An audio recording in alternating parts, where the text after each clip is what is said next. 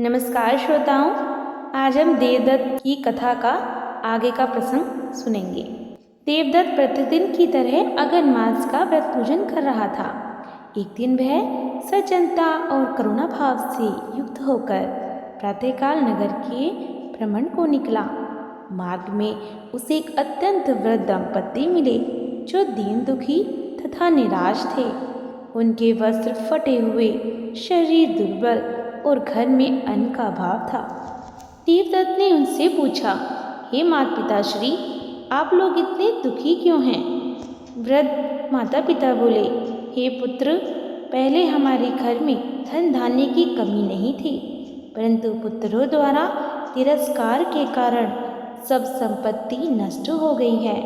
अब हम भोजन तक को मोहताज हैं। यह सुनकर देवदत्त का हृदय द्रवित हो उठा। उसने निश्चय किया कि अगन मास के पुण्यकाल में दुखियों को सहायता देकर भगवान को प्रसन्न करेगा।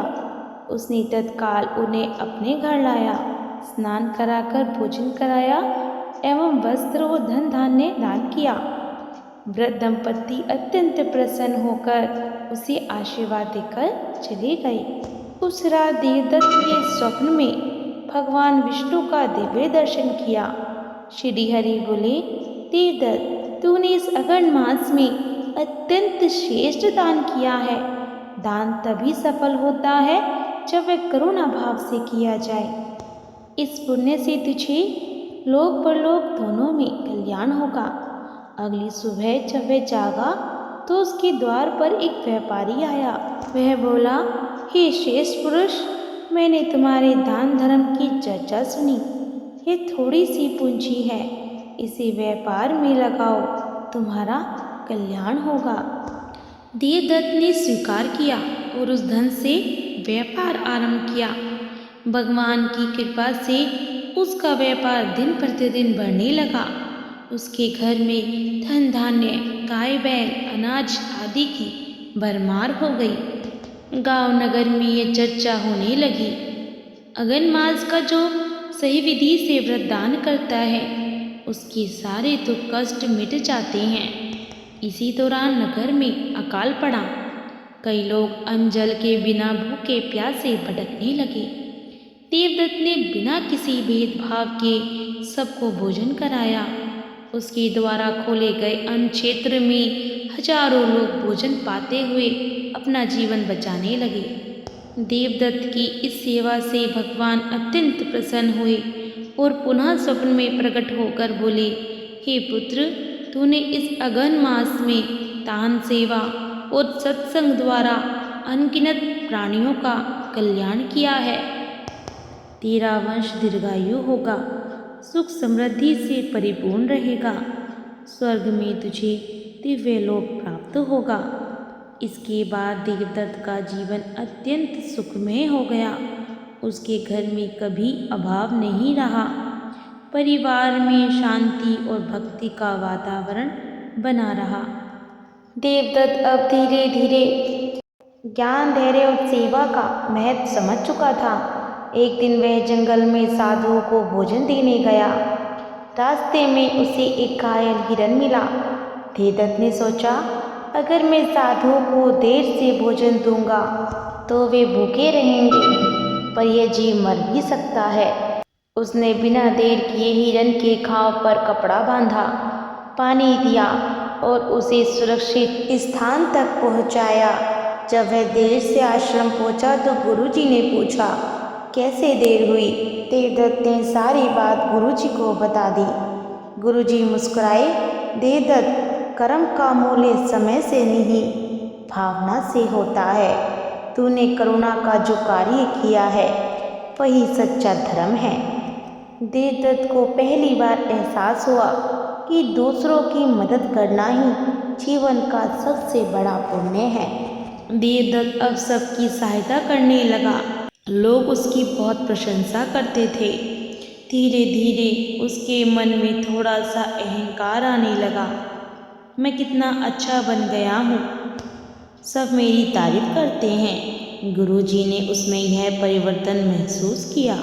एक दिन उन्होंने देवदत्त को एक बड़ा भारी पत्थर उठाकर पहाड़ की चोटी तक ले जाने को कहा। देवदत्त ने पूरा दिन लगाया पर पत्थर ऊपर नहीं पहुंच पाया।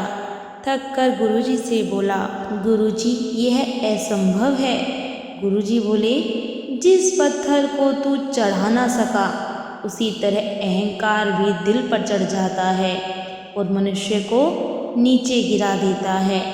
याद रख, सेवा का अर्थ दिखावा नहीं, विनम्रता है।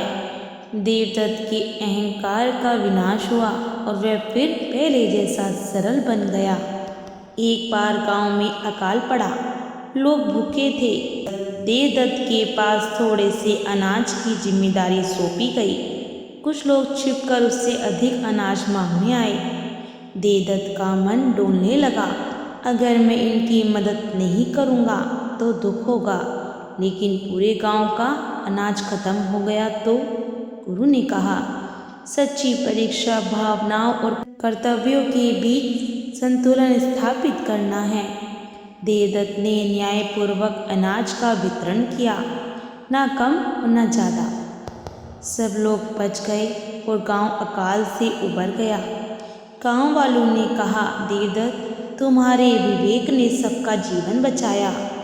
देवदत्त को पहली बार समझ आया, सिर्फ दया नहीं बल्कि सही निर्णय लेना भी उतना ही ज़रूरी है। आश्रम में वर्षों बीत गए। देवदत्त अब समझदार, दयालु और शांत हो चुका था, लेकिन गुरु जानते थे जीवन की असली परीक्षा अभी बाकी है।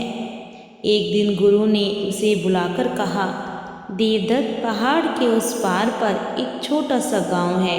वहाँ वर्षों से एक कुआं सूखा पड़ा है।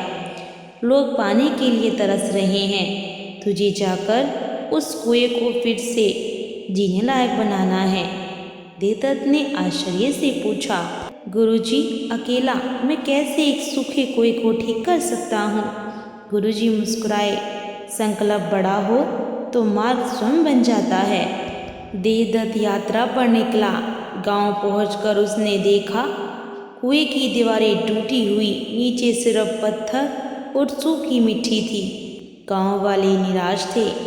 एक बुजुर्ग बोला, बेटा कई लोग आए, कुछ दिन काम किया और छोड़कर चले गए। यह कुआं अब कभी नहीं भरेगा। देवदत्त बोला, मैं नहीं जानता कि यह काम कितना कठिन है, पर मैं हार नहीं मानूंगा। उसने अकेले ही मिट्टी निकालना शुरू किया, पत्थर हटाए, दीवारें दुरुस्त की। दिन बीतते गए, हाथों में छाले पड़ गए, शरीर थक गया। गांव वाले बोले, इतनी मेहनत व्यर्थ है। लेकिन देवदत्त रोज एक ही बात कहता, कर्म से लगे रहें, फल अपने समय से मिलता है। धीरे धीरे उसकी लगन को देखकर कुछ गांव वाले भी मदद करने लगे। एक दिन अचानक कुएं के नीचे से मिट्टी नम दिखी। देवदत्त बोला, जल आने वाला है। और कुछ ही दिनों में कुएं में पानी भरने लगा। गांव में खुशी की लहर दौड़ गई। लोग देवदत्त के चरण छूने लगे। देवदत्त मुस्कुरा कर बोला, यह मेरा नहीं, हमारे संकल्प और मेहनत का फल है। जहाँ लोग मिलकर प्रयास करें वहाँ जीवन कभी सूखता नहीं। गुरु को जब यह खबर मिली, उन्होंने कहा, देवदत्त अब जान चुका है, सच्ची शक्ति शरीर की नहीं संकल्प की होती है। गांव वालों के लिए केवल पानी नहीं, उम्मीद का पहरा था। देवदत्त की यात्रा ने उन्हें सिखाया, समस्याएं बड़ी हों तो क्या, यदि कदम रुके नहीं तो मंजिल स्वयं रास्ता दिखा देती है। कुएं के काम के बाद देवदत्त की पहचान पूरे इलाके में होने लगी थी। लोग उसे सम्मान देते, सलाह लेते और हर जगह उसकी तारीफ होती। लेकिन जैसे ही मनुष्य ऊंचा उठता है, उसकी परीक्षा भी बढ़ जाती है। एक दिन गांव का एक युवक राघव देवदत्त से नाराज हो गया। उसे लगा कि गांव वाले देवदत्त की ज़्यादा सुनते हैं और उसकी नहीं। एक दोपहर में राघव ने सबके सामने देवदत्त का मजाक उड़ाया। उसने कहा, देवदत्त क्या है, बस दिखावा करता है, लोगों की नज़रों में अच्छा बनने का नाटक करता है। गांव वाले चुप हो गए, लेकिन देवदत्त शांत खड़ा रहा। उस रात कई गांव वाले उसके पास गए और बोले, देवदत्त, राघव ने तेरे साथ बहुत गलत किया, उसे सबक सिखा देना चाहिए। देवदत्त ने बस मुस्कुराकर कहा, गलत पर गुस्सा करना आसान है, लेकिन गलत को समझाना और उसे सही रास्ता दिखाना असली ताकत है। अगली सुबह राघव खेत में काम कर रहा था। अचानक उसका पैर फिसला और वह सूखी कुएं की दीवार से टकराकर गिर पड़ा। कोई आसपास नहीं था, लेकिन देवदत्त उसी रास्ते से गुजर रहा था। उसने देखा तो बिना सोचे समझे दौड़ पड़ा। देवदत्त ने उसे उठाया, पानी दिया और पास के घर तक पहुंचाया। अब राघव को शर्म आने लगी। वह बोला, मैंने तेरे बारे में इतना बुरा कहा और तू मेरी मदद कर रहा है, क्यों? देवदत्त ने शांत आवाज में कहा, किसी के गलत बोल देने से हमारा सही करना बंद नहीं हो जाता। अगर हम अपने मन में बैर रख लें तो हम भी वही बन जाते हैं जिसे दुख पहुंचा। राघव की आंखें भर आई। देवदत्त, मुझे माफ कर दो, मैंने अज्ञान में तुम्हारा अपमान किया। देवदत्त ने उसके कंधे पर हाथ रखा। क्षमा देने वाला बड़ा नहीं होता, क्षमा मांगने वाला भी छोटा नहीं। दोनों मिलकर ही मन का बोझ हल्का करते हैं। उस दिन राघव देवदत्त का सच्चा मित्र बन गया और गांव में यह बात फैल गई कि जिसके हृदय में क्षमा हो वह बड़े से बड़े वैर को भी तोड़ सकता है। गुरु ने यह सुनकर कहा, देवदत्त आज सच में बड़ा बन गया है। सेवक, दया, विवेक और संकल्प के बाद अब उसने क्षमा का पाठ भी सीख लिया है और इस तरह देवदत्त के जीवन का एक और अध्याय पूरा हुआ।